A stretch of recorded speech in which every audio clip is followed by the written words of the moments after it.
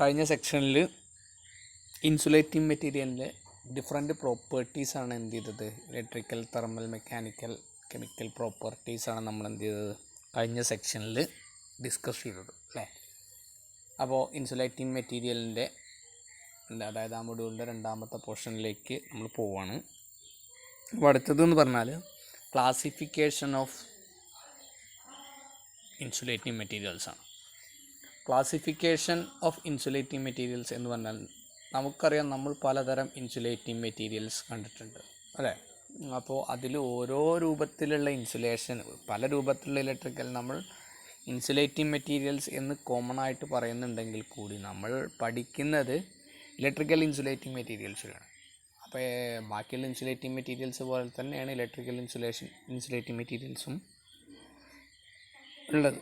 അപ്പോൾ electrical insulating മെറ്റീരിയൽസിൽ ഏതൊക്കെ type, എങ്ങനെയൊക്കെ അതിന് എന്തിൻ്റെയൊക്കെ അടിസ്ഥാനത്തിൽ എങ്ങനെയൊക്കെ ക്ലാസിഫൈ ചെയ്തിട്ടുണ്ട് എന്നുള്ളതാണ് നമ്മൾ എന്ത് ചെയ്യുന്നത് ഈ സെക്ഷനിൽ പഠിക്കുന്നത്. ഓക്കെ, അപ്പോൾ ഇലക്ട്രിക്കൽ ഇൻസുലേറ്റിംഗ് മെറ്റീരിയൽസ് അഥവാ ഇൻസുലേഷൻ മെറ്റീരിയൽസ് ക്ലാസിഫൈ ചെയ്തിട്ടുള്ളത് based on the thermal classification, അതായത് ടെമ്പറേച്ചറിൻ്റെ അടിസ്ഥാനത്തിൽ നമ്മൾ എന്ത് ചെയ്തിട്ടുണ്ട്, ക്ലാസിഫൈ ചെയ്തിട്ടുണ്ട്. അതായത് പലതരം ഡിഗ്രി സെൽഷ്യസ് എത്ര ടെമ്പറേച്ചർ വരെ വിത്ത്സ്റ്റാൻഡ് ചെയ്യാം എന്നുള്ള രീതിയിൽ. അപ്പോൾ ആ അടിസ്ഥാനത്തിൽ നമ്മൾ എന്ത് ചെയ്തിട്ടുണ്ട്, പലതായിട്ട് എന്ത് ചെയ്തിട്ടുണ്ട്, തരംതിരിച്ചിട്ടുണ്ട്. അതുപോലെ തന്നെ ഫിസിക്കൽ ക്ലാസിഫിക്കേഷൻ, അതുപോലെ സ്ട്രക്ചറൽ ക്ലാസിഫിക്കേഷൻ ഉണ്ട്, കെമിക്കൽ ക്ലാസിഫിക്കേഷൻ ഉണ്ട്, അതുപോലെ പ്രോസസ് ഓഫ് മാനുഫാക്ചർ രീതിയിലും എന്തുണ്ട്. അപ്പോൾ നമ്മൾ അത് ഏതൊക്കെ എങ്ങനെയൊക്കെയാണ് എന്നുള്ളതാണ് എന്ത് ചെയ്യുന്നത് അടുത്ത സെക്ഷനിൽ നമ്മൾ എന്ത് ചെയ്യുന്നത് പറയുന്നത്. ഓക്കെ, അപ്പോൾ ഫിസിക്കൽ ക്ലാസിഫിക്കേഷൻ എന്ന് പറയുന്നത് അത് എങ്ങനെ കാണപ്പെടുന്നു എന്നുള്ളതിനനുസരിച്ചാണ്. അതായത് ഏത് രീതിയിലാണ് നമ്മൾ അത് രൂപപ്പെടുന്നത്, അല്ലെങ്കിൽ ഏത് രീതിയിലാണ് അത് നമുക്ക് കാണപ്പെടുന്നത് എന്നുള്ളതിൻ്റെ അടിസ്ഥാനത്തിലാണ് എന്ത് physical classification of insulating materials എന്ന് പറഞ്ഞിട്ടുണ്ട് അല്ലേ. നമുക്കിപ്പോൾ പലതരം ഇൻസുലേറ്റിംഗ് മെറ്റീരിയൽസ് അറിയാം നമുക്ക് അല്ലേ. അതായത് ഇപ്പോൾ പിന്നെ നമ്മൾ കണ്ടിട്ടുണ്ട് വുഡ്, ഗ്ലാസ്, പിന്നെ അതുപോലെ പിന്നെ നമ്മൾ കണ്ടത് വാർണിഷ്, അങ്ങനെയുള്ള പലതരം ടൈപ്പ് ഓഫ്, അതുപോലെ പിന്നെ നൈട്രജൻ നമ്മൾ പറയുന്നത് കേട്ടിട്ടുണ്ടാവും. ഇപ്പോൾ പിന്നെ നമ്മൾ SF6 എന്നൊക്കെ പറഞ്ഞ് കേട്ടിട്ടുണ്ടാവും. അപ്പോൾ അങ്ങനെ പലതരത്തിലുള്ള ഇൻസുലേറ്റിംഗ് മെറ്റീരിയൽസ് ഉണ്ട്. അപ്പോൾ അതൊക്കെ ഓരോന്നും ഓരോ രൂപത്തിലാണ്.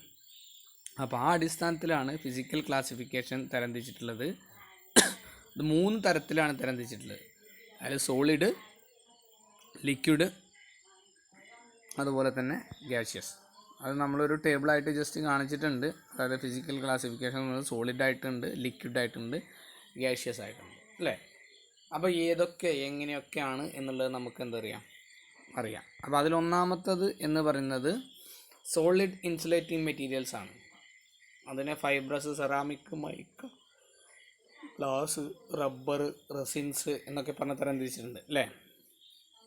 അപ്പോൾ അതിൽ എന്താണ് സോളിഡ് ഇൻസുലേറ്റിംഗ് മെറ്റീരിയൽസ് എന്ന് പറഞ്ഞാൽ നമുക്കറിയാം, ഖരാവസ്ഥയിൽ നമുക്ക് അതിൻ്റെ ഷേപ്പ് മാറാതെ ഉള്ള, അതായത് ഇപ്പോൾ വുഡ് എന്നൊക്കെ പറഞ്ഞാൽ നമുക്ക് ഏതൊരു ഷേപ്പിലാണോ അതേ ഷേപ്പിൽ തന്നെയാണ് നമുക്ക് എന്ത് ചെയ്യുന്നത് കാണാൻ കഴിയുന്നത്. അത് ഇങ്ങോട്ട് എടുത്ത് മാറ്റിയാലും നമുക്ക് എന്ത് ചെയ്യാൻ പറ്റില്ല, അതിൻ്റെ ഷേപ്പിൽ വേരിയേഷൻ ഒന്നും വരുത്താൻ പറ്റില്ല അല്ലേ. അപ്പോൾ അതിനെയാണ് നമ്മൾ എന്തെന്ന് പറയുന്നത്.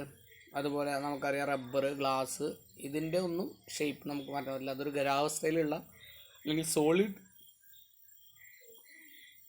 സ്റ്റേറ്റിലുള്ള ഇൻസുലേറ്റിംഗ് മെറ്റീരിയൽസ് ആണ്.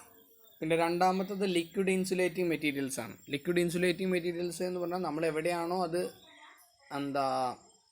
വെക്കുന്നത് അതാണ് അതിൻ്റെ ഷേപ്പ് എന്ന് പറയുന്നത് അല്ലേ. നമ്മളിപ്പോൾ ഒരു പിന്നെ കുടത്തിൽ വെച്ചാൽ കുടത്തിൻ്റെ ഷേപ്പ്, ഒരു പാത്രത്തിൽ വെച്ചാൽ പാത്രത്തിൻ്റെ ഷേപ്പാണ് വെള്ളത്തിനുള്ളത്. അതുപോലെ തന്നെ ലിക്വിഡ് ഇൻസുലേറ്റിംഗ് മെറ്റീരിയൽ എന്ന് പറഞ്ഞാൽ ദ്രാവക രൂപത്തിലുള്ള ഇൻസുലേറ്റിംഗ് മെറ്റീരിയൽസ് ആണ്. ട്രാൻസ്ഫോമർ ഓയിലുകൾ, അതുപോലെ സിന്തറ്റിക് ഓയിലുകൾ, മിനറൽ ഓയിലുകൾ ഒക്കെയാണ് എന്ത് എന്ന് പറയുന്നത്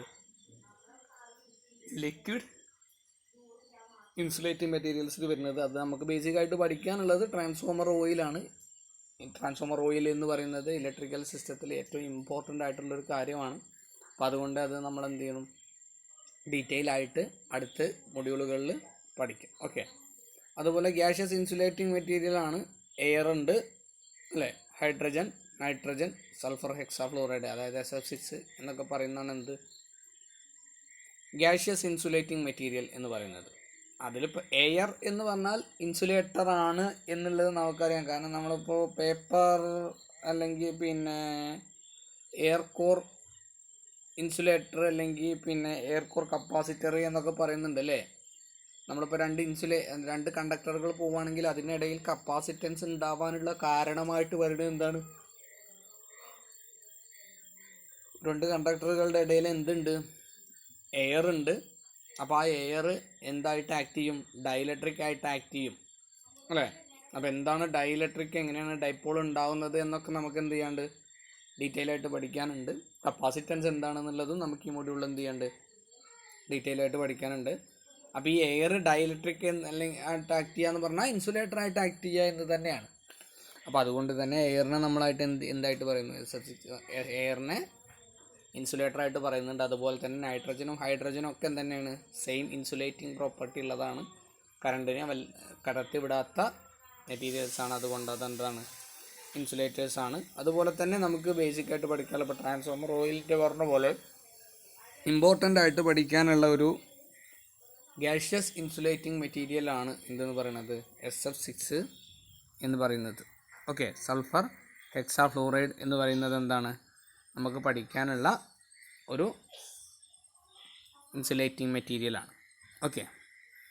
അപ്പോൾ നെക്സ്റ്റ് എന്ന് പറഞ്ഞാൽ തെർമൽ ക്ലാസിഫിക്കേഷനാണ്. തെർമൽ ക്ലാസിഫിക്കേഷൻ എന്ന് പറഞ്ഞാൽ അതായത് ഇൻസുലേറ്റേഴ്സ് വിത്ത്സ്റ്റാൻഡ് ചെയ്യുന്ന ടെമ്പറേച്ചറിൻ്റെ അടിസ്ഥാനത്തിൽ അതിനെ തരംതിരിച്ചിട്ടുണ്ട്. ഓക്കെ. എത്ര ഡിഗ്രി സെൽഷ്യസ് വരെ എന്ത് ചെയ്യും, this type of insulators withstand ചെയ്യും എന്നുള്ള രീതിയിൽ എന്ത് ചെയ്തിട്ടുണ്ട്, ക്ലാസിഫൈ ചെയ്തതിനെയാണ് എന്തെന്ന് പറയുന്നത്, തെർമൽ ക്ലാസിഫിക്കേഷൻ എന്ന് പറയുന്നത്. ഇത് 7 ടൈപ്പായിട്ട് എന്ത് ചെയ്തിട്ടുണ്ട്, തരംതിരിച്ചിട്ടുണ്ട്. അതിലൊന്നാമത്തത് ക്ലാസ് Y, രണ്ടാമത്തെ class A, class E, class B, class F, class H, class C. Okay. അപ്പോൾ അതിൽ Y, A, E, B, F, H, C എന്നാണ്. അതിൽ A കഴിഞ്ഞാൽ E കഴിഞ്ഞാൽ എയുടെ ബാക്കി B, അതുപോലെ B കഴിഞ്ഞാൽ ഇയുടെ ബാക്കി F, G ഇല്ല, H, പിന്നെന്താണ് C ഏറ്റവും ലാസ്റ്റാണ് വരുന്നത്, Y ഏറ്റവും ആദ്യം. അപ്പോൾ ഇതൊക്കെ ടെമ്പറേച്ചറിൻ്റെ അസെൻഡിങ് ഓർഡറിലാണ് നമ്മൾ എന്ത് ചെയ്തിട്ടുള്ളത്, ക്ലാസിഫൈ ചെയ്തിട്ടുള്ളത്. അതായത് ഇത്ര ഡിഗ്രി സെൽഷ്യസ് വരെ ക്ലാസ് Y, അത് കഴിഞ്ഞാൽ ഇത്ര ഡിഗ്രി സെൽഷ്യസ് വരെ ക്ലാസ് A, അത് കഴിഞ്ഞാൽ പിന്നെ ഇത്ര ഡിഗ്രി സെൽഷ്യസ് വരെ ക്ലാസ് E. അങ്ങനെയാണ് എന്ത് ചെയ്തിട്ടുള്ളത്, വാരി ചെയ്ത് പോയിട്ടുള്ളത്. ഓക്കെ. അപ്പോൾ അത് എന്താണ് എന്നുള്ളത് നമുക്ക് എന്ത് ചെയ്യാം, ഡീറ്റെയിൽ ആയിട്ട് നോക്കാം. ഓക്കെ. അപ്പോൾ ഒന്നാമത്തത് എന്ന് പറയുന്നത് ക്ലാസ് Y ആണ്. Class Y limitation temperature is 90 degree Celsius and the material come under class Y is cotton, paper, silk and similar organic materials. അതായത് 90 ഡിഗ്രി സെൽഷ്യസ് വരെ വിത്ത്സ്റ്റാൻഡ് ചെയ്യാൻ പറ്റുന്ന അതിൻ്റെ ലിമിറ്റേഷൻ ടെമ്പറേച്ചർ എന്ന് പറയുന്നത് എത്രയാണ്, 90 ഡിഗ്രി സെൽഷ്യസ് ആണ്. This type of insulating materials is known as class Y insulating materials എന്ന് പറയുന്നത്. അതിൻ്റെ എക്സാമ്പിൾസ് എന്ന് പറയുന്നത് കോട്ടൺ, പേപ്പർ, സിൽക്ക്, അതുപോലെയുള്ള സിമിലർ ഓർഗാനിക് മെറ്റീരിയൽസാണ് എന്തായിട്ട് നമ്മൾ പറയുന്നത്, ക്ലാസ് Y ഇൻസുലേറ്റിംഗ് മെറ്റീരിയൽസ് ആയിട്ട് പറയുന്നത്. അടുത്തത് എന്ന് പറഞ്ഞാൽ ക്ലാസ് A ഇൻസുലേറ്റിംഗ് മെറ്റീരിയൽസ് ആണ്. അതായത് ഇൻസുലേറ്റിംഗ് മെറ്റീരിയൽസിൻ്റെ ലിമിറ്റേഷൻ ടെമ്പറേച്ചർ എന്ന് പറയുന്നത് 105 ഡിഗ്രി സെൽഷ്യസ് ആണ്. അതായത് 105 ഡിഗ്രി സെൽഷ്യസ് വരെ വിത്ത്സ്റ്റാൻഡ് ചെയ്യാൻ പറ്റുന്ന, അല്ലെങ്കിൽ ലിമിറ്റിംഗ് ടെമ്പറേച്ചർ 105 ഡിഗ്രി സെൽഷ്യസ് വരെ ഉള്ള മെറ്റീരിയൽസിനെ നമ്മൾ പറയുന്ന പേരാണ് എന്ത് എന്ന് പറയുന്നത്, ക്ലാസ് എ ഇൻസുലേറ്റിംഗ് മെറ്റീരിയൽസ് എന്ന് പറയുന്നത്. അതിൽ വരുന്നത് impregnated paper, silk, polyamide, cotton and resins. അപ്പോൾ അത് കോട്ടണും സിൽക്കും ഒക്കെ എന്തിലുണ്ട്, 105 ക്ലാസ് എയിലും വരുന്നുണ്ട്. കാരണം എന്താ വെച്ചാൽ ചില പേപ്പറുകളും സിൽക്കുകളും ഒക്കെ എന്ത് ചെയ്യാം, 105 ഡിഗ്രി വരെ എന്ത് ചെയ്യാം, വിത്ത്സ്റ്റാൻഡ് ചെയ്യാം. അപ്പോൾ അതുകൊണ്ട് അതിനെ രണ്ടിലും പെടുത്തിയിട്ടുള്ളത്. ഓക്കെ, അപ്പോൾ അതുപോലെ തന്നെ ഉള്ളത് മൂന്നാമത്തത് എന്ന് പറയുന്നത് ക്ലാസ് ഇ ആണ്. ക്ലാസ് ഇ എന്ന് പറഞ്ഞാൽ class E limitation temperature is 120 degree Celsius ആണ്. And the materials come under class E is enamelled wire insulation on the base of powered plastics, polyvinyl explosive resins. അതായത് enamelled wire insulation on the base of powered plastics. അതായത് powered plastics, അതുപോലെ polyvinyl resins, PVRകൾ പോലെയുള്ള ഇൻസുലേറ്റിംഗ് മെറ്റീരിയൽസിനെ ഒക്കെയാണ് നമ്മൾ എന്ത് ചെയ്യുന്നത്, ക്ലാസ് ഇയിൽ പെടുത്തുന്നത്. അപ്പോൾ അതെന്ന് പറഞ്ഞാൽ 120 ഡിഗ്രി സെൽഷ്യസ് ആണ് അതിൻ്റെ വിത്ത്സ്റ്റാൻഡിങ് വോൾട്ടേജ്, അല്ലെങ്കിൽ ലിമിറ്റേഷൻ ടെമ്പറേച്ചർ എന്ന് പറയുന്നത് എന്താണ്, 120 ഡിഗ്രി സെൽഷ്യസ് ആണ്. ഓക്കെ, അതുപോലെ പിന്നെ ഉള്ളത് ക്ലാസ് ബി ആണ്. Class B limitation temperature 130 degree Celsius and the materials come under class B are inorganic materials impregnated with varnish. അതായത് 130 ഡിഗ്രി സെൽഷ്യസ് ലിമിറ്റേഷൻ ടെമ്പറേച്ചർ ഉള്ള മെറ്റീരിയൽസിനെയാണ് നമ്മൾ എന്തെന്ന് പറയുന്നത്, ക്ലാസ് ബി ഇൻസുലേറ്റിംഗ് മെറ്റീരിയൽസ് എന്ന് പറയുന്നത്. ഇനോർഗാനിക് മെറ്റീരിയൽസ് ആണ്. അതായത് ഇംപ്രിഗ്നേറ്റഡ് പേപ്പർ എന്നൊക്കെ പറയും അല്ലേ, വാർണിഷ് വെച്ചിട്ട് ഇംപ്രിഗ്നേറ്റ് ചെയ്ത പേപ്പറുകളെയാണ്, അല്ലെങ്കിൽ ആ പേപ്പറുകളോ വേറെ എന്താണോ എന്തെങ്കിലും മെറ്റീരിയൽസിനെ വാർണിഷൊക്കെ വെച്ച് ഇംപ്രിഗ്നേറ്റ് ചെയ്ത ഇൻസുലേറ്റിംഗ് മെറ്റീരിയൽസിനെയാണ് നമ്മൾ ഏത് ക്ലാസിഫിക്കേഷനിൽ വരുത്തുന്നത്, ക്ലാസ് ബി ക്ലാസിഫിക്കേഷനിൽ വരുത്തുന്നത്. ഓക്കെ, നെക്സ്റ്റ് എന്ന് പറയുന്നത് ക്ലാസ് എഫ് ആണ്. The class F limitation temperature 155 degree Celsius and the materials come under class F. അതായത് ക്ലാസ് എഫ് എന്ന് പറഞ്ഞാൽ അതിൻ്റെ ലിമിറ്റേഷൻ ടെമ്പറേച്ചർ അല്ലെങ്കിൽ വിത്ത്സ്റ്റാൻഡിങ് ടെമ്പറേച്ചർ എന്ന് പറയുന്നത് 155 ഡിഗ്രി സെൽഷ്യസ് ആണ്. 155 ഡിഗ്രി സെൽഷ്യസ് ആണ് എന്ത്, ക്ലാസ് എഫിൻ്റെ അണ്ടറിൽ വരുന്നത്. അത് mica, polyester epoxide varnished in the high heat resistance. മൈക്കയും അതുപോലെ പോളിസ്റ്റർ എപ്പോക്സൈഡും ഒക്കെയാണ്. ഈ പോളിസ്റ്റർ എപ്പോക്സൈഡിന് എന്താണ്, ഹൈ ഹീറ്റ് റെസിസ്റ്റൻസിൽ വാർണിഷ് ചെയ്ത പോളിസ്റ്റർ എപ്പോക്സൈഡൊക്കെയാണ് എന്തിൽ വരുന്നത്, ക്ലാസ് എഫ് ക്ലാസിഫിക്കേഷനിൽ വരുന്നത്. ഓക്കെ, നെക്സ്റ്റ് എന്ന് പറയുന്നത് ക്ലാസ് എച്ച് ആണ്. Class H limitation temperature is 180 degree Celsius ആണ്. അത് and the materials come under class H are composite materials on mica, glass, fibre etcetera. അതായത് 180 ഡിഗ്രി സെൽഷ്യസ് വരെ എന്ത് ചെയ്യുന്ന, അപ്പം 180 ഡിഗ്രി സെൽഷ്യസ് വരെ നമുക്ക് വിത്ത്സ്റ്റാൻഡ് ചെയ്യാൻ പറ്റുന്ന മെറ്റീരിയൽസിനെ, അതായത് മൈക്ക, ഗ്ലാസ്, ഫൈബറൊക്കെയാണ് എന്ത് ചെയ്യുന്നത്, നമ്മുടെ ഈ ക്ലാസിഫിക്കേഷനിൽ വരുന്നത്. ഏറ്റവും കൂടുതലായിട്ട് യൂസ് ചെയ്യുന്ന മെറ്റീരിയൽസൊക്കെ എന്ന് പറഞ്ഞാൽ എന്താണ്, ക്ലാസ് എച്ചിൽ പെടുന്ന മെറ്റീരിയൽസാണ് ഇലക്ട്രിക്കൽ ഇൻസുലേഷനിൽ കൂടുതലായിട്ടും നമ്മൾ എന്ത് ചെയ്യുന്നത്, യൂസ് ചെയ്യുന്നത്. അതുപോലെ തന്നെ നെക്സ്റ്റ് എന്ന് പറയുന്നത് class C limitation temperature more than 180 degree Celsius. അതായത് 180 ഡിഗ്രി സെൽഷ്യസിൻ്റെ മുകളിൽ ലിമിറ്റേഷൻ ടെമ്പറേച്ചർ അല്ലെങ്കിൽ അതിൻ്റെ മുകളിൽ വിത്ത്സ്റ്റാൻഡിങ് പ്രോപ്പർട്ടി ഉള്ള എല്ലാ ഇൻസുലേറ്റിംഗ് മെറ്റീരിയൽസിനെയും നമ്മൾ പറയുന്നത് ക്ലാസ് സി എന്നാണ്. അപ്പോൾ അതിൻ്റെ അണ്ടറിൽ വരുന്നതാണ് glass, mica, quartz, ceramic, Teflon ഒക്കെ. അപ്പോൾ ഇതിൻ്റെ ഒരു പ്രത്യേകത എന്താണെന്ന് വെച്ചാൽ നമുക്ക് സാധാരണ ഒരു 180 ഡിഗ്രി സെൽഷ്യസിൻ്റെ അടുത്തുള്ള രീതിയിൽ നമുക്ക് യൂസ് ചെയ്യാം. അല്ലെങ്കിൽ ഹൈ വോൾട്ടേജ് സിസ്റ്റത്തിൽ, അതായത് വർക്കിംഗ് ടെമ്പറേച്ചർ എത്ര ഡിഗ്രി സെൽഷ്യസ് മുകളിലേക്കുള്ള രീതിയിലും നമുക്ക് എന്ത് ചെയ്യാം, ഈ ക്ലാസ് ഓഫ് മെറ്റീരിയൽസിനെ നമുക്ക് എന്ത് ചെയ്യാം, യൂസ് ചെയ്യാം എന്നുള്ളതാണ് ഈ ടൈപ്പ് മെറ്റീരിയൽസിൻ്റെ ഉപയോഗം എന്ന് അല്ലെങ്കിൽ അഡ്വാൻറ്റേജ് എന്ന് പറയുന്നത്. ഓക്കെ, അപ്പോൾ 180 ഡിഗ്രി സെൽഷ്യസിൻ്റെ മുകളിലുള്ള ലിമിറ്റിംഗ് ടെമ്പറേച്ചറുള്ള എല്ലാത്തിനെയും നമ്മൾ പറയുന്നത് എന്താണ്, ക്ലാസ് സി ഇൻസുലേറ്റിംഗ് മെറ്റീരിയൽസ് എന്നാണ്. ഓക്കെ, അടുത്തത് എന്ന് പറഞ്ഞാൽ സ്ട്രക്ചറൽ ക്ലാസിഫിക്കേഷനാണ്. അതായത് നമ്മളെ മെറ്റീരിയലിൻ്റെ സ്ട്രക്ചറുകൾക്കനുസരിച്ച് അതിനെ എന്ത് ചെയ്തിട്ടുണ്ട്, ക്ലാസിഫിക്കേഷൻ ചെയ്തിട്ടുണ്ട്.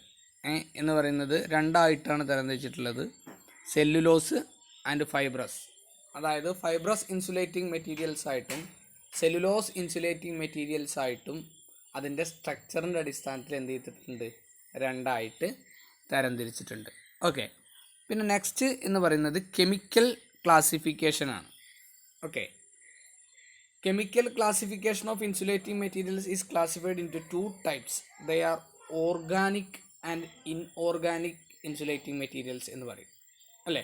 നമുക്കറിയാം കെമിക്കൽ മെറ്റീരിയൽസിനെ മൊത്തമായിട്ടും എന്ത് ചെയ്തിട്ടുണ്ട്, നമ്മൾ രണ്ട് കെമിസ്ട്രീനെ തന്നെ നമ്മൾ 2 പാർട്ടായിട്ട് നമ്മൾ തരംതിരിച്ച് പഠിക്കുന്നുണ്ട്, organic chemistry and inorganic chemistry എന്ന് പറഞ്ഞിട്ടുണ്ട്. അപ്പോൾ അതുപോലെ പെട്രോളിയം മെറ്റീരിയൽസ് ഒക്കെയാണ് എന്ത് വരുന്നത്, ഓർഗാനിക്കിൽ വരുന്നത് അല്ലേ. ഇൻഓർഗാനിക്കിൽ ബാക്കിയുള്ള പ്ലാസ്റ്റിക് ഇതൊക്കെ പോലുള്ള സാധനങ്ങളാണ് ഇൻഓർഗാനിക്കിൽ വരുന്നത് അല്ലേ. അപ്പോൾ അതുപോലെ പിന്നെ സ്പിരിറ്റിൻ്റെ ഓരോ ഏരിയകളൊക്കെയാണ് നമ്മൾ എന്തിൽ വരുന്നത്, ഓർഗാനിക് കെമിസ്ട്രിയുടെ ഭാഗത്തുള്ളത്. അപ്പോൾ അതുപോലെ ആ ഫോം ഓഫ് കെമിസ്ട്രിയിലുള്ള കെമിക്കൽ ഫോമിലുള്ള എന്തിനാണ്, ഓർഗാനിക് മെറ്റീരിയൽസിനെയാണ് നമ്മൾ എന്ത് പറയുന്നത്, ഓർഗാനിക് ഇൻസുലേറ്റിംഗ് മെറ്റീരിയൽസ് എന്നും, ഓർഗാനിക് പ്രോപ്പർട്ടി ഇല്ലാത്ത ഇൻസുലേറ്റിംഗ് മെറ്റീരിയലിനെ ഇൻഓർഗാനിക് ഇൻസുലേറ്റിംഗ് മെറ്റീരിയൽസ് എന്നും എന്ത് ചെയ്യുന്നുണ്ട്, നമ്മൾ തരംതിരിക്കുന്നുണ്ട്. ഓക്കെ, അപ്പോൾ ഇത്രയാണ് നമ്മളെ ക്ലാസിഫിക്കേഷൻ ഓഫ് ഇൻസുലേറ്റിംഗ് മെറ്റീരിയൽസ് എന്ന് നമ്മൾ പറയുന്നത്. ഓക്കെ, പിന്നെ നെക്സ്റ്റ് എന്ന് പറയുന്നത് അടുത്തൊരു ടേം തന്നെയാണ്. അത് നമ്മൾ പറയുന്നത് അപ്ലിക്കേഷൻസ് ഓഫ് ഇൻസുലേറ്റിംഗ് മെറ്റീരിയൽസ് ആണ്. ഇൻസുലേറ്റിംഗ് മെറ്റീരിയൽസ് എന്തിനൊക്കെ വേണ്ടി നമുക്ക് എന്ത് ചെയ്യാം, യൂസ് ചെയ്യാം എന്നുള്ളതാണ്. അപ്പോൾ നമ്മളിതിൽ 1, 2, 3, 4, 5, 6, 7, 8 പോയിൻ്റ് പറയുന്നുണ്ട്. നമ്മുടെ മെറ്റീരിയൽ സയൻസിൻ്റെ ഒരു പ്രത്യേകത എന്താ വിചാരിച്ചാൽ, നമുക്കറിയാവുന്നത് നമുക്ക് എഴുതാം. നമ്മളിപ്പോൾ ഒരു 8 പോയിൻ്റ് പറഞ്ഞു എന്ന് വിചാരിച്ചിട്ട് അതേ 8 പോയിൻ്റ് തന്നെ നമുക്ക് ആ 8 പോയിൻ്റിൽ നമ്മൾ കടിച്ചു തൂങ്ങിയിരിക്കേണ്ട ഒരു കാര്യമില്ല. നമുക്കറിയാവുന്ന കാര്യങ്ങൾ നമുക്ക് എന്ത് ചെയ്യാം, എഴുതാം. അത് ശരിയായിരിക്കണം. ഈ 8 പോയിന്റിൽ നമ്മൾ പറയാത്ത ഇഷ്ടം പോലെയുള്ള കാര്യങ്ങൾ, അല്ലെങ്കിൽ അതിൻ്റെ പ്രോപ്പർട്ടീസ് ആയിക്കോട്ടെ, അല്ലെങ്കിൽ അതിൻ്റെ അപ്ലിക്കേഷൻസ് ആയിക്കോട്ടെ, അഡ്വാൻറ്റേജസ് ആയിക്കോട്ടെ, ഡിസഡ്വാൻറ്റേജസ് ആയിക്കോട്ടെ, അറിയുന്ന കുറേ കാര്യങ്ങളുണ്ടാവും. നമ്മളിതിൻ്റെ മുന്നേ നമുക്ക് പഠിച്ചതായിട്ടോ അല്ലെങ്കിൽ നമുക്ക് ഓൾറെഡി നമുക്ക് അറിയുന്നതായിട്ടോ ഉള്ള കുറച്ച് കാര്യങ്ങളുണ്ടാവും.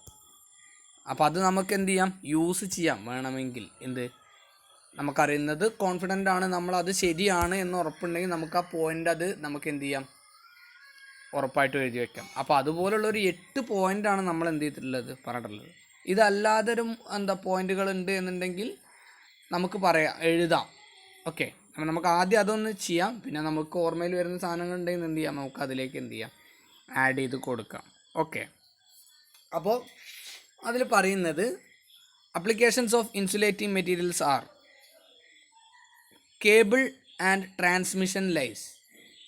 അതായത് കേബിളുകൾ, അതായത് നമ്മളെ എന്താണ് ഇലക്ട്രിക്കൽ കേബിളുകൾ, ഇൻസുലേറ്റിംഗ് കേബിളുകൾ ഉണ്ടല്ലോ, താഴെ കൂടി അണ്ടർഗ്രൗണ്ട് കേബിൾസ്, UG കേബിളുകൾ എന്ന് പറയുന്നത് നമ്മളെന്താണ്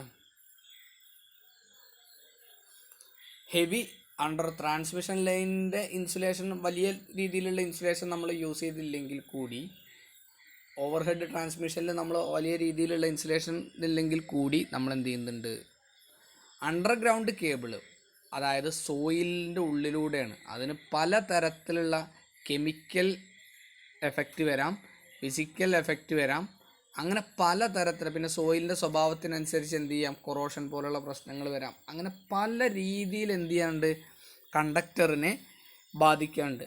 അപ്പോൾ 1, 2, 3 ലെയറുകളായിട്ട് നമ്മൾ എന്ത് ചെയ്യുന്നുണ്ട്, ഇൻസുലേഷൻ ചെയ്യുന്നുണ്ട് അണ്ടർഗ്രൗണ്ട് കേബിളിന്. അപ്പോൾ അതിൽ നമ്മൾ എന്തായാലും 100% ഇൻസുലേഷൻ യൂസ് ചെയ്യുന്നൊരു സ്ഥലമാണ് എന്തെന്ന് പറയുന്നത്, അണ്ടർഗ്രൗണ്ട് കേബിൾ എന്ന് പറയുന്നത്. അതുപോലെ തന്നെ ഓവർ ഹെഡ് ട്രാൻസ്മിഷനിൽ ഹെവി വോൾട്ടേജ് ഒക്കെ ആണെങ്കിൽ നമ്മൾ എന്ത് ചെയ്യാറില്ല, യൂസ് ചെയ്യാറില്ല. അല്ലാത്ത സ്ഥലത്ത് എന്ത് ചെയ്യുന്നുണ്ട്, ട്രാൻസ്മിഷൻ ലൈനുകളിലും എന്തുണ്ട്, നമ്മൾ ഇൻസുലേഷൻ യൂസ് ചെയ്യാറുണ്ട്. ഓക്കെ. പിന്നെ അതുപോലെ ഇലക്ട്രോണിക് സിസ്റ്റത്തിൽ PCBയിൽ നമ്മളിപ്പോൾ പിന്നെ അതുപോലെ തന്നെ പല സിസ്റ്റത്തിൽ നമ്മളിപ്പോൾ ഒരു കണക്ഷൻ കൊടുക്കുകയാണെങ്കിൽ അതിനെ എന്ത് ചെയ്യും, അത് കഴിഞ്ഞിട്ട് അതിലേക്ക് ഒരു പിന്നെ ജസ്റ്റ് ഒരു ഇൻസുലേഷൻ, PVC ഇൻസുലേഷൻ ഒരു ഇത് കൊടുക്കും. കാരണം ഒരു സിസ്റ്റവും മറ്റേ സിസ്റ്റവും തമ്മിൽ കോണ്ടാക്റ്റ് വരാത്ത രീതിയിൽ നമ്മൾ എന്ത് ചെയ്യാണ്, ഇൻസുലേഷൻ ചെയ്യാറുണ്ട്.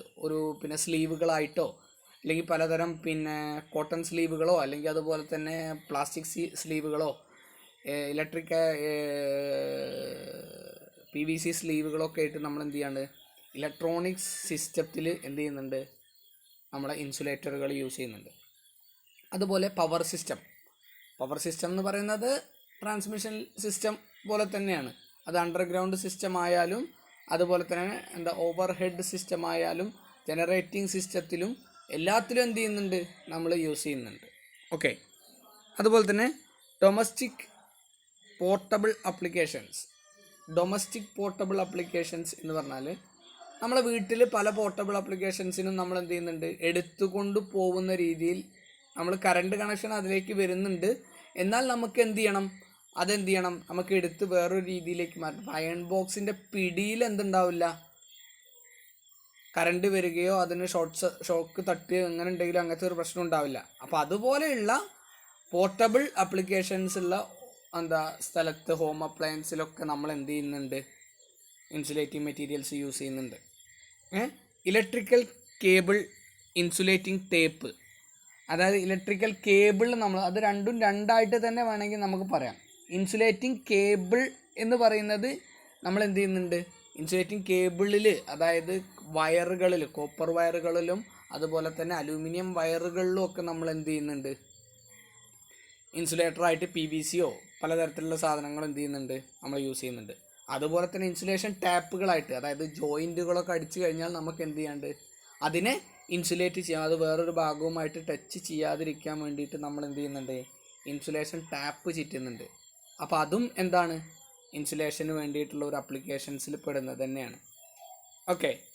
പേഴ്സണൽ പ്രൊട്ടക്റ്റീവ് എക്യുപ്മെൻ്റ് ആയിട്ട് നമ്മൾ എന്ത് ചെയ്യുന്നുണ്ട്, നമ്മൾ യൂസ് ചെയ്യുന്നുണ്ട്. അതുപോലെ തന്നെ ഈ പവർ സിസ്റ്റംസ് എന്ന് പറയുന്നത് ആ പേഴ്സണൽ പ്രൊട്ടക്റ്റീവ് ഡിവൈസ് എന്ന് പറഞ്ഞപ്പോൾ നമുക്ക് ഈ പവർ സിസ്റ്റത്തിൽ ഓവർ ഹെഡ് ലൈനിലൊക്കെയാണ് ഇൻസുലേറ്റർ എന്ന് പറഞ്ഞ ഒരു ഇമ്പോർട്ടൻ്റ് കാര്യമാണ് അല്ലേ.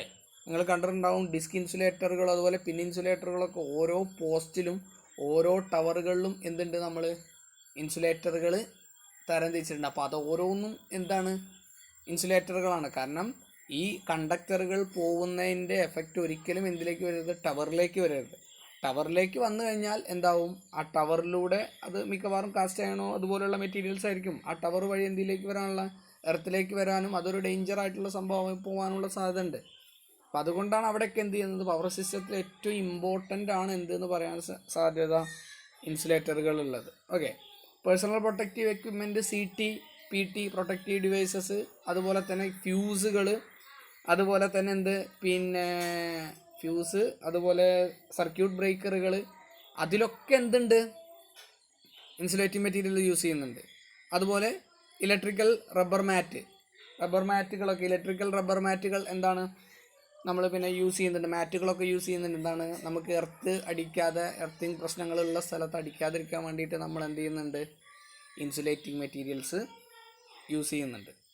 ഓക്കെ, ഇനി നമുക്ക് പറയാനുള്ളത്, ഇതിപ്പോൾ ഏകദേശം നമ്മൾ പറഞ്ഞതൊക്കെ ഇൻസുലേറ്റിംഗ് മെറ്റീരിയൽസിൻ്റെ ആപ്ലിക്കേഷൻസ് ആയിട്ട് പറഞ്ഞതൊക്കെ സോളിഡ് ഇൻസുലേറ്റിംഗ് മെറ്റീരിയൽസിൻ്റെ ആപ്ലിക്കേഷൻസ് ആണ്. ഇനി നമുക്ക് ലിക്വിഡ് ഇൻസുലേഷൻ മെറ്റീരിയൽസിൻ്റെ ആപ്ലിക്കേഷൻസ് പറയാം അല്ലേ. ട്രാൻസ്ഫോമറുകളിൽ യൂസ് ചെയ്യുന്നുണ്ട്. ട്രാൻസ്ഫോമർ ഓയിൽ എന്തിനാണ്, വൈൻഡിങ്ങുകൾ തമ്മിലുള്ള ഇൻസുലേഷന് വേണ്ടിയിട്ട് നമ്മൾ എന്ത് ചെയ്യുന്നുണ്ട്, ഇലക്ട്രിക്കൽ ഇൻസുലേഷൻ വേണ്ടിയിട്ട് നമ്മൾ എന്ത് ചെയ്യുന്നുണ്ട്, ഇൻസുലേറ്റിംഗ് മെറ്റീരിയൽസ് യൂസ് ചെയ്യുന്നുണ്ട്. അതിന് യൂസ് ചെയ്യുന്നതാണ് എന്ത്, ട്രാൻസ്ഫോമർ ഓയിൽ എന്ന് പറയുന്നത്. ഓക്കെ, ആ ട്രാൻസ്ഫോമർ ഓയിലുകൾ, അതുപോലുള്ള ഓയിലുകൾ എന്തുണ്ട്, സർക്യൂട്ട് ബ്രേക്കറുകളുടെ ഉള്ളിൽ ഓയിൽ സർക്യൂട്ട് ബ്രേക്കറുകളുണ്ട്. ഓയിൽ സർക്യൂട്ട് ബ്രേക്കറുകളുടെ ഉള്ളിൽ ഇൻസുലേറ്റിംഗ് മെറ്റീരിയൽസ് ആയിട്ട് യൂസ് ചെയ്യുന്ന എന്താണ് ലിക്വിഡ് ഇൻസുലേറ്റേഴ്സ് ആണ്, ട്രാൻസ്ഫോമർ ഓയിലുകൾ തന്നെയാണ്. അപ്പോൾ അതായത് പ്രൊട്ടക്റ്റീവ് ഡിവൈസസ് ആയ CT, PT, അതുപോലെ ട്രാൻസ്ഫോമറുകൾ എന്നുള്ളതിലൊക്കെ നമ്മൾ എന്ത് ചെയ്യുന്നുണ്ട്, യൂസ് ചെയ്യുന്നുണ്ട്. ട്രാൻസ്ഫോമറുകളുടെ ഉള്ളിൽ അതുപോലെ വാർണിഷ് യൂസ് ചെയ്യുന്നുണ്ട്. നമ്മൾ കോർ ചെയ്ത് കഴിഞ്ഞാൽ അതിൻ്റെ ഇടയ്ക്ക് നമ്മൾ എന്ത് ചെയ്യുന്നുണ്ട്, ഇൻസുലേഷനായിട്ട് വാർണിഷ് ഒഴിച്ചു കൊടുക്കുന്നുണ്ട്. അപ്പോൾ അവിടെ യൂസ് ചെയ്യുന്നു. ഗ്യാഷ്യസ് ഇൻസുലേറ്റിംഗ് മെറ്റീരിയൽസ് ഇതുപോലുള്ള സ്ഥലത്ത് സർക്യൂട്ട് ബ്രേക്കറുകളിലുള്ളിലൊക്കെ എന്ത് ചെയ്യുന്നുണ്ട്, ഗ്യാഷ്യസ് ഇൻസുലേറ്റിംഗ് മെറ്റീരിയൽസ് യൂസ് ചെയ്യുന്നുണ്ട്. അതുപോലെ കപ്പാസിറ്റേഴ്സ് ഉണ്ടാക്കാൻ വേണ്ടിയിട്ട് നമ്മൾ എന്ത് ചെയ്യുന്നുണ്ട്, കപ്പാസിറ്ററുകളുടെ ഉള്ളിൽ ഇൻസുലേറ്ററുകൾ യൂസ് ചെയ്യുന്നുണ്ട്. അതാണ് ഇലക്ട്രോണിക് സിസ്റ്റത്തിൽ എന്ന് പറയുന്നത്. കപ്പാസിറ്ററുകളുടെ ഉള്ളിൽ നമ്മൾ എന്ത് ചെയ്യുന്നുണ്ട്, യൂസ് ചെയ്യുന്നുണ്ട്. 2 കണ്ടക്റ്റീവ് മെറ്റീരിയലിൻ്റെ ഉള്ളിൽ എന്ത് വേണം, മൈക്കയോ പേപ്പറോ അതുപോലെ തന്നെ എയറോ എന്തെങ്കിലുമൊക്കെ വേണ്ടിയിട്ട് നമ്മൾ യൂസ് ചെയ്യുന്നുണ്ട് ഇൻസുലേഷന് വേണ്ടിയിട്ട് അല്ലേ. കേബിളുകൾ, നമ്മൾ വയറുകളിൽ നമ്മൾ യൂസ് ചെയ്യുന്നുണ്ട്. അതുപോലെ ഇൻസുലേഷൻ പ്രോപ്പർ ഡൊമസ്റ്റിക് വയറിംഗ് സിസ്റ്റത്തിൽ നമ്മൾ യൂസ് ചെയ്യുന്നുണ്ട് അല്ലേ. കോൺഡ്യൂട്ടുകളായിട്ട് യൂസ് ചെയ്യുന്നില്ലേ, ഉണ്ട് അല്ലേ. കോൺഡ്യൂട്ടുകൾ ഇൻസുലേറ്റിംഗ് മെറ്റീരിയൽസ് കൊണ്ട്, PVC കൊണ്ടൊക്കെയാണ് നമ്മൾ എന്ത് ചെയ്യുന്നത്, കോൺഡ്യൂട്ടുകൾ ഉണ്ടാക്കിയിട്ടുള്ളത്. ഓക്കെ, അതുപോലെ വയറിംഗ് മെറ്റീരിയൽസിന് നമ്മൾ യൂസ് ചെയ്യുന്നില്ലേ, പലതരം മെറ്റീരിയൽസ്. അതായത് ഇപ്പോൾ പിന്നെ നമ്മൾ ഉണ്ടാക്കുന്നത് ഒരു ബൾബ് ഹോൾഡർ ആയിക്കോട്ടെ, ബൾബിൻ്റെ ഹോൾഡർ നമുക്ക് ഇലക്ട്രിക്കൽ സിസ്റ്റം കണ്ടക്ടർ കൊണ്ട് ഉണ്ടാക്കാൻ പറ്റുമോ, അല്ലെങ്കിൽ ഇരുമ്പ് കൊണ്ട് ഉണ്ടാക്കാൻ പറ്റുമോ, പ്ലാസ്റ്റിക് കൊണ്ടല്ലേ ഉണ്ടാക്കാൻ പറ്റുള്ളൂ. അപ്പോൾ അതുപോലെ വയറിംഗ് സിസ്റ്റത്തിലുള്ള മെറ്റീരിയൽസ് നമ്മൾ എന്ത് ചെയ്യുന്നുണ്ട്, യൂസ് ചെയ്യുന്നുണ്ട്. അങ്ങനെ പല തരത്തിലുള്ള ആപ്ലിക്കേഷൻ. ഇതിപ്പോൾ ഈ ലാസ്റ്റ് പറഞ്ഞ 3 4 ഒന്നും എന്തില്ല, ഞാനിതിൽ ഉൾപ്പെടുത്തിയിട്ടില്ല. അത് നമ്മളൊരു കുറച്ച് പോയിൻറ്റ്സ് ആയിട്ട് പറഞ്ഞു എന്നേ ഉള്ളൂ. അപ്പോൾ ഇതിലേതാണോ നിങ്ങൾ ഓർമ്മയിൽ വരുന്നത്, 8 മാർക്കിനാണ് ചോദിച്ചത് വെച്ചാൽ നമുക്ക് എന്ത് ചെയ്യാം, 8 പോയിൻ്റ് എഴുതാം. ഓക്കെ, അതുപോലെ തന്നെ 7 മാർക്കിനാണെങ്കിൽ 7 പോയിൻ്റ്. അത് ഏത് പോയിൻ്റാണോ നമുക്ക് എഴുതണം, നമുക്ക് ഉറപ്പ് ഉള്ളത് മെറ്റീരിയൽസ്, ഏതൊക്കെ മെറ്റീരിയൽസിൽ ഏതൊക്കെ സ്ഥലത്ത് നമുക്ക് ഇൻസുലേറ്റിംഗ് മെറ്റീരിയൽസ് യൂസ് ചെയ്യാം എന്നുള്ളത് നമുക്ക് എന്ത് ചെയ്യാം, എഴുതാം. നമുക്ക് ഇമ്പോർട്ടൻ്റ് ആയിട്ട് വരുന്നത്, അതുപോലെ ആപ്ലിക്കേഷൻസ് ചിലപ്പോൾ മിക്കവാറും ചോദിച്ചൊരു ഇമ്പോർട്ടൻറ്റ് പോർഷനാണ്. അതുകൊണ്ടാണ് ആപ്ലിക്കേഷൻസും കൂടി ഇതിൻ്റെ കൂടെ നമ്മൾ എന്ത് ചെയ്തത്, പറഞ്ഞത്. ഓക്കെ, അപ്പോൾ ഇത്രയാണ് എന്ന് പറയുന്നത് നമ്മുടെ ഇൻസുലേറ്റിംഗ് മെറ്റീരിയൽസിൻ്റെ ക്ലാസിഫിക്കേഷനും അതുപോലെ തന്നെ ആപ്ലിക്കേഷനും വരുന്നത്. അപ്പോൾ നമ്മൾ ഇനി അങ്ങോട്ട് പോകുന്നത് എന്ന് പറഞ്ഞാൽ നെക്സ്റ്റ് സെക്ഷനുകളിലേക്ക് പോകുന്നത്, അപ്പോൾ നമ്മൾ ഇൻസുലേറ്റിംഗ് മെറ്റീരിയൽസ് പറഞ്ഞ പോലെ, അതായത് ഇപ്പോൾ കണ്ടക്റ്റിംഗ് മെറ്റീരിയൽസ് പറഞ്ഞ പോലെ ഇനി ഇൻസുലേറ്റിംഗ് മെറ്റീരിയൽസ് പറയാൻ പോവാണ്. കാരണം എന്താ വെച്ചാൽ നമ്മൾ എന്ത് ചെയ്തു, low resistivity materials, high resistivity materials എന്ന് പറഞ്ഞ കണ്ടക്ടറിനെ ക്ലാസിഫൈ ചെയ്തതിന് ശേഷം ആദ്യം ഓരോ ലോ റെസിസ്റ്റീവ് മെറ്റീരിയൽസ് ഏതാണ്, അതിൻ്റെ പ്രോപ്പർട്ടീസ് എന്താണ്, അഡ്വാൻറ്റേജ് എന്താണ്, ഡിസഡ്വാൻറ്റേജ് എന്താണ്, ആപ്ലിക്കേഷൻ എന്താണ് എന്ന് പറഞ്ഞതുപോലെ നമ്മൾ സോളിഡ് ഇൻസുലേറ്റിംഗ് മെറ്റീരിയൽസ് എങ്ങനെയാണ്, എന്താണ്, എവിടെ നിന്നാണ് ക്ലാസിഫൈ ചെയ്യുന്നത്, ഏതൊക്കെയാണ് അതിൻ്റെ ടൈപ്പ് എന്നുള്ളത് നമ്മൾ പറയുന്നു. അതിൻ്റെ ആപ്ലിക്കേഷൻസ്, പ്രോപ്പർട്ടീസ് എന്നുള്ളത് നമ്മൾ പറയുന്നു. അത് കഴിഞ്ഞതിന് ശേഷം നമ്മൾ നെക്സ്റ്റ് ലിക്വിഡ് ഇൻസുലേറ്റിംഗ് മെറ്റീരിയൽസിലേക്ക് പോകുന്നു. അത് കഴിഞ്ഞതിന് ശേഷം നമ്മൾ എന്ത് ചെയ്യുന്നു, സോളിഡ് ഇൻസുലേറ്റും ലിക്വിഡ് ഇൻസുലേഷനും കഴിഞ്ഞതിന് ശേഷം ഗ്യാഷ്യസ് ഇൻസുലേഷൻ മെറ്റീരിയൽസിലേക്ക് നമ്മൾ പോകുന്നു. അതിൻ്റെ കാര്യങ്ങളും പ്രോപ്പർട്ടീസും അഡ്വാൻറ്റേജ്, ഡിസഡ്വാൻറ്റേജ്, ആപ്ലിക്കേഷൻസും നമ്മൾ പറയുന്നു. ഓക്കെ, പിന്നെയാണ് നമ്മൾ എന്ത് ചെയ്യുന്നത്, അവസാന സെക്ഷനായിട്ട് എന്താണ് ഡൈ ഇലക്ട്രിക്കുകൾ, എങ്ങനെയാണ് ഇലക്ട്രിക്കൽ ഡൈപോൾ ഉണ്ടാവുന്നത്, പോളറൈസേഷൻ എന്ന് പറഞ്ഞാൽ എന്താണ്, അങ്ങനത്തെ കാര്യങ്ങളൊക്കെ പറഞ്ഞതിന് ശേഷം നമ്മൾ യൂസ് ചെയ്യുന്ന കപ്പാസിറ്റേഴ്സ്, ഡൈഇലക്ട്രിക് യൂസ് ചെയ്തിട്ട് നമ്മൾ ഏതൊക്കെ ടൈപ്പ് ഓഫ് കപ്പാസിറ്റേഴ്സ് യൂസ് ചെയ്യുന്നു എന്നുള്ളതും കൂടി പറഞ്ഞു കഴിഞ്ഞാൽ നമ്മൾ എന്ത് ചെയ്യാണ്, ഈ മൊഡ്യൂള് അവസാനിക്കുകയാണ്. ഓക്കെ, അപ്പം അടുത്ത ക്ലാസിഫിക്കേഷൻ, ഡീറ്റെയിൽ ആയിട്ടുള്ള ക്ലാസിഫിക്കേഷൻ, അതായത് ഓരോ മെറ്റീരിയൽസിൻ്റെയും ഡീറ്റെയിൽഡ് നെറേഷൻ നമുക്ക് എന്ത് ചെയ്യാം, അടുത്ത ക്ലാസ് മുതൽ തുടങ്ങാം. ഇതോടുകൂടി എന്ത് ചെയ്യാണ്, ഈ സെക്ഷൻ നമ്മൾ അവസാനിപ്പിക്കുകയാണ്. ബാക്കിയുള്ളത് നമുക്ക് എന്ത് ചെയ്യാം, അടുത്ത സെക്ഷനിൽ നോക്കാം. ഓക്കെ.